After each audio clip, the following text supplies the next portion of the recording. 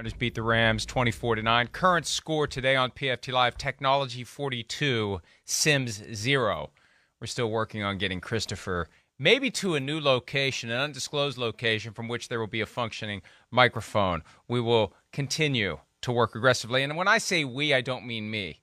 I'm just going to sit here and talk about football and hope and pray that Chris will be joining me sooner rather than later. I was feeling a little impish last night, as I often am. Morning, noon, night, or whenever.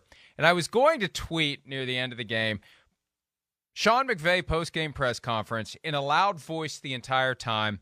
This is all on me, Gary. I need to do better, Gary. It's just one game, Gary. There's a long way to go, Gary. It really isn't all that far off from what he actually said after the game. I'm sorry. I don't know why I feel more comfortable saying it on the show than I did tweeting it. But I knew I wasn't going to carry it around with me forever. Here's Sean McVay not carrying around any frustration he may be feeling from what happened last night.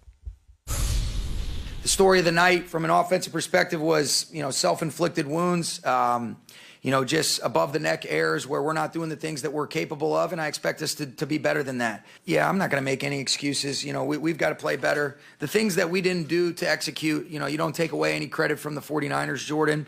But a lot of it was just things that guys that we're counting on didn't do what they're supposed to do. And so clearly that makes me think that I've got to do a better job, and we got to do a better job as an offensive staff providing clarity to our players for as many MAs as what occurred tonight. I really want to know. This is important. This is high-level stuff. Analytics be damned.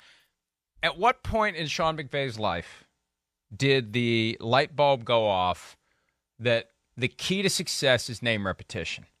Like, did someone tell him that? And if so, who? Did he go to a seminar, like a Dale Carnegie course, and he realized, hey, name repetition is the way to get by? Or did he just kind of figure it out on his own? I'd really love to know that. Maybe one of these days I'll be in the same place as Sean McVay. I will have had a little bit of what Jerry Rice was drinking last night, and I'll say, Sean, I just got to know something. I just have to know.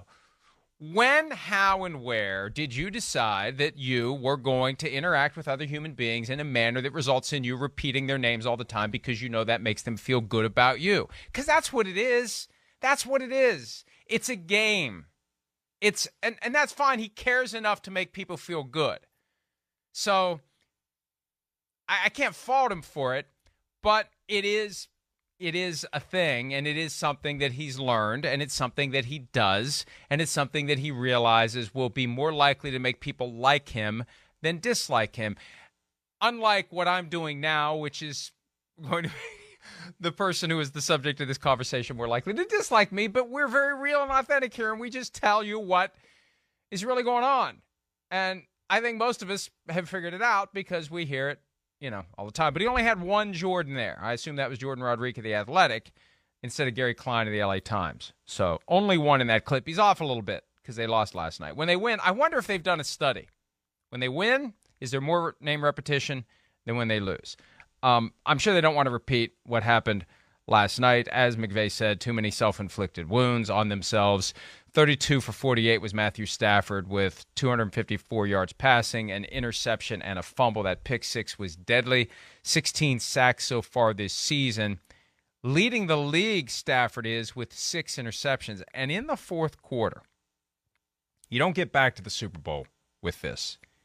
Outscored 44-3 in the fourth quarter this year. That is not good, obviously. That speaks to a failure of the entire organization.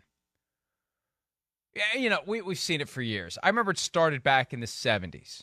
I remember seeing it at like high school football games. Fourth quarter, everybody hold up the 4 fingers. Fourth quarter, it's time to suck it up. This is the time to go get it. This is the time to go win the game. This is when you determine and separate victors from losers. This is when it happens.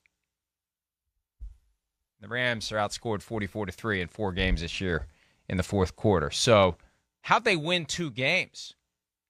How are they 2-2 with that kind of a margin in quarter number 4 when it's crunch time and you're going to be playing at your very best because you know the other team is aware as well that it's time to go take the victory.